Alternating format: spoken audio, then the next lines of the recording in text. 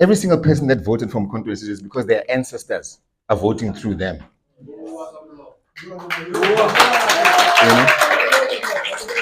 Every single person that voted from Conto it's not you that voted, it's actually your ancestor that voted. And there's no ways that Steenhuisen has got as many ancestors as us. It can't be. Numerically, just numerically, there's more black ancestors than there is white ancestors. So how is it possible that we find ourselves not governing today? And you can tell with what has transpired in the past couple of days.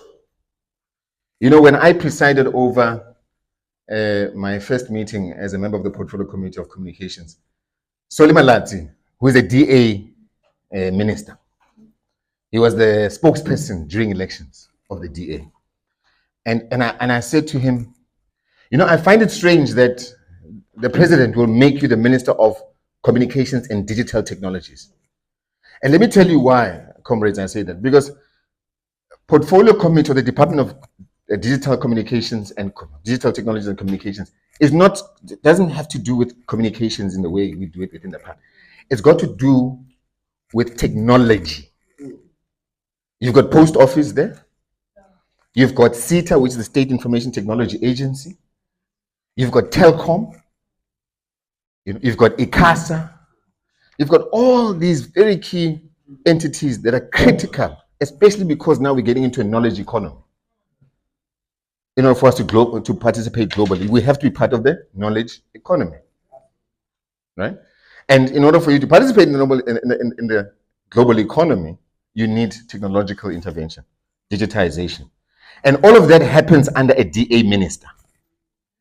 In the world of cybercrime, remember, sovereignty today is based on your ability to protect yourself technologically.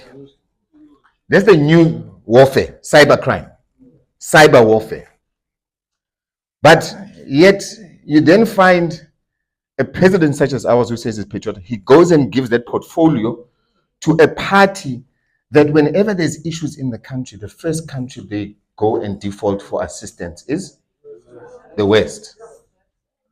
The West who technologically are advanced, the West who know how to manipulate systems, because in most cases the platforms and the technologies that we use are theirs, right?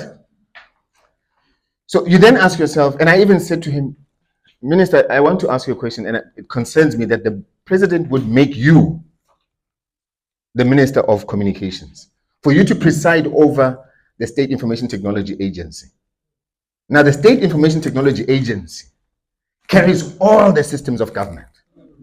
Home Affairs, South African Police, Defense, Intelligence, every single, in actual fact, if you look at the SITA Act, the SITA Act is enacted by National Intelligence, which was NIA at the time, the National Intelligence Act, the South African Police Act, and the Defense Act.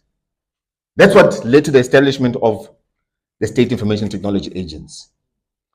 And from the time at which I actually used to interact with the State Information Technology at the time when I was selling into government, the one thing about it is that you had to go or undergo a vetting process before you can even work there. Today, it's questionable as to whether the people that are actually working there have actually been vetted. That's the one thing. And if you look at how SITA has been destabilized, it tells you a lot that they don't want it to function. Which then leads me to something which was interesting, because everything, if you do a proper observation, everything happens for a reason. You see, these people, these colonialists, these neoliberal thinkers, they always have an agenda. And you must never ever, I always ask myself, I said, whenever they do anything, whatever you see in the media from the DA, whatever program, ask yourself why. Always ask yourself why. And I said, that's the difference between, I believe, politicians today versus the heroes that we know And that's what brought about consciousness then. They would always ask the question, why? You are with this person. You're laughing with this white man. Why are you laughing with this white man?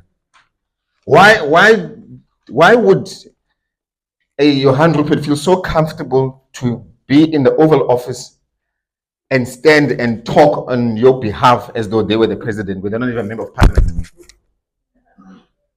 Why? So I then get back to the issue of Home Affairs. Home Affairs, that minister in 2018, he wrote a book in 2018. Remember at the time, and you can go and check. So there's one thing about me, I put things as they are. Because it's about time that we conscientize ourselves and we awaken to what's happening. In 2018, already the DA was engaging with Ramaphosa himself and the ANC on the side. Right? And at that point in time, they were already planning for what we see today as a coalition government. They can't say they're having a coalition government today because of Mkhonto weSizwe. No, it's a lie. Mkhonto weSizwe only emerged in 2023. They were already discussing this thing in 2018. Then already. To a point where the minister today of Home Affairs, being a DA MP, he wrote a book that spoke to coalition governments in 2018. And in that book, he also speaks about electoral reforms, right? Meaning e-voting, right? So he wrote it then. So clearly, Leon Sheba must go and check. He's a Sangoma, because he could tell that he's going to be a minister of Home Affairs and preside over electoral reform, which is what's happening today.